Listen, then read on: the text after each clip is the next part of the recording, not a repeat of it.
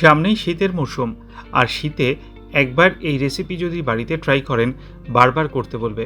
নমস্কার, কুইজিনিয়া চ্যানেলের পক্ষ থেকে সকলকে জানাই সাদর আমন্ত্রণ। আমাদের সবার চ্যানেল কুইজিনিয়াকে সাবস্ক্রাইব করে পাশে থাকা বেল বাটন আর অল আইকন প্রেস করে রাখলেই সব নতুন ভিডিও নোটিফিকেশন আপলোড হওয়া মাত্র আপনাদের কাছে পৌঁছে যাবে। দুর্দান্ত একটা সম্পূর্ণ নিরামিষ রেসিপি, যেটা সার্ভ করতে পারেন রুটি, পরোটা কিংবা পোলাও ফ্রাইড রাইসের সাথে। ভাত দিয়েও অসাধারণ লাগে। দেখে নেওয়া যাক। এখানে আমরা কিছুটা জল নিয়ে নিয়েছি। জলটা যখন ফুটতে শুরু করবে তখন আমরা পরিষ্কার করে কেটে বেছে ধুয়ে রাখা পালং শাক অ্যাড করলাম। 400 গ্রাম পালং শাকের পাতা এখানে দিচ্ছি। পালং শাকটার সাথেই আমরা দিয়ে দিচ্ছি একটা বড় সাইজের টমেটো হাফ করে কেটে। তার সাথে দেওয়া হচ্ছে 1 ইঞ্চি পরিমাণ আদার টুকরো, দিচ্ছি 2টো কাঁচা লঙ্কা। 1 মিনিট সময় নিয়ে এটাকে আমরা ফুটতে দেবো। জাস্ট ঘড়ি ধরে 1 মিনিট, তার বেশি কিন্তু অবশ্যই ফোটাবেন না। পালং শাকের রঙটা কিন্তু খুবই প্রয়োজনীয়। 1 মিনিট হয়ে গেছে। এবার আমরা পালং শাকটাকে এখান থেকে তুলে নিলাম। গরম জল থেকে পালং শাকটাকে তুলে সঙ্গে সঙ্গে এটাকে আমরা ট্রান্সফার করছি একদম বরফ ঠান্ডা জলে। এর কারণ দুটো: 1, রঙটা বজায় থাকবে, আর 2, কোনো পোকামাকড় থাকলে সেটাও কিন্তু দূর হয়ে যাবে। এবার আমরা আরও মিনিট খানেক এগুলোকে একটু ফুটিয়ে নিচ্ছি, বাদ বাকি জিনিসগুলোকে। আর তার মধ্যে আমরা কিন্তু যে টমেটোর স্কিনটা আছে সেটাকে ফেলে দিচ্ছি, যাতে গ্রেভিটা খুব স্মুথ হয়।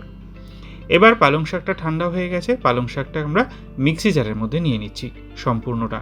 তার সাথে দিয়ে দিলাম ওই টমেটোর পিস দুটো, দিয়ে দিচ্ছি আদার টুকরোগুলো, আর সব শেষে দিয়ে দিচ্ছি কাঁচা লঙ্কাগুলো। এরপর এতে দিয়ে দিচ্ছি আমরা জল। 1/4 কাপ পরিমাণ জল আমি এখানে অ্যাড করছি। এবার এই সমস্ত জিনিসগুলোকে নিয়ে একটা মিহি পেস্ট আমি এখানে বানিয়ে রাখছি। আমার এই মিক্সি জারটা পারচেস করতে চাইলে ডেসক্রিপশন বক্সে লিঙ্ক দেওয়া আছে, আপনারা ওখান থেকে পারচেস করতে পারেন। এর অনেক রকম মডেল কিন্তু অ্যাভেলেবেল আছে অনলাইন স্টোরে।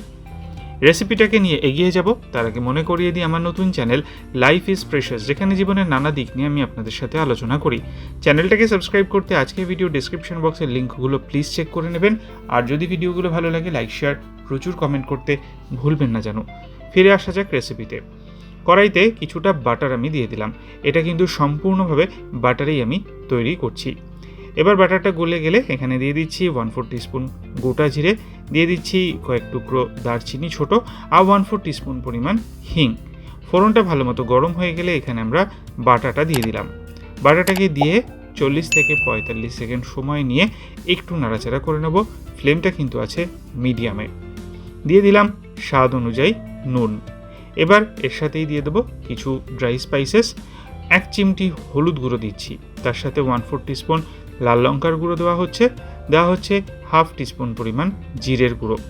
এর সাথে 1/4 টিস্পুন চিনি, আর সব শেষে 1/4 টিস্পুন গরম মশলার পাউডার। এটা বাড়িতে বানানো, রেসিপিটা ডিসক্রিপশন বক্সের লিঙ্ক দেওয়া থাকছে।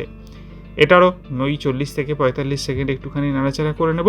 আর তারপর এতে মিক্সির বাটিটাকে ধুয়ে 200 মিলিলিটার মানে প্রায় 1 কাপ জল এখানে দিয়ে দিলাম। যখন গ্রেভিটা ফুটতে আরম্ভ করবে তখন এখানে আমি পনির দিচ্ছি। 200 গ্রাম পরিমাণ পনির এখানে অ্যাড করা হলো। আমি কিন্তু পনির এটাতে ভাজে ইউজ করব না, একদম কাঁচা পনিরই দেবেন, তাতেই কিন্তু স্বাদটা অনেক বেশি মাত্রায় খোলে। 4 মিনিট মিডিয়াম টু হাই ফ্লেমে এটাকে আমরা কুক করব, আর মাঝে মধ্যে কিন্তু একটু নেড়েচেড়ে দিচ্ছি। এটা কিন্তু বেশ সুন্দর একটা গ্রেভি, এবং কালারটা খুব সুন্দর। দেখুন সবুজ রঙটা বজায় এসছে, যেহেতু পালং শাকটাকে আমরা ওরকম গরম ঠান্ডা জলে দিয়েছিলাম। গ্যাসের ফ্লেম অফ করে ওপর থেকে ছড়িয়ে দিলাম আর একটু বাটার দিয়ে নেড়েচেড়ে মিক্স করে নিচ্ছি। বাড়িতে থাকলে ফ্রেশ ক্রিম দিতে পারেন, কিন্তু আমি এই পার্টিকুলার রেসিপিতে ফ্রেশ ক্রিমটা প্রেফার না করে এই বাটারে বানানোটাই প্রেফার করি। তৈরি হয়ে গেল দুর্দান্ত স্বাদের পালক পনির। বাড়িতে অতি অবশ্যই এই শীতের মরশুমে ট্রাই করুন, আর খেয়ে কমেন্টে জানান কেমন লাগলো। ভালো লাগলে লাইক, শেয়ার করতে ভুলবেন না যেন। যারা এখনও চ্যানেল কুইজিনিয়াকে সাবস্ক্রাইব করেননি, অনুরোধ করবো চ্যানেলটাকে সাবস্ক্রাইব করে এই পরিবারের সদস্য হয়ে যাওয়ার জন্য। লাইফ ইজ প্রেশাস, গল্পের শিকালে কাল চ্যানেল দুটিকে সাবস্ক্রাইব করতে আজকের ভিডিও ডেসক্রিপশন বক্সের লিঙ্কগুলো প্লিজ চেক করে নেবেন। সবাই ভালো থাকবেন, সুস্থ থাকবেন। দেখা হবে পরের রেসিপি নিয়ে। নমস্কার।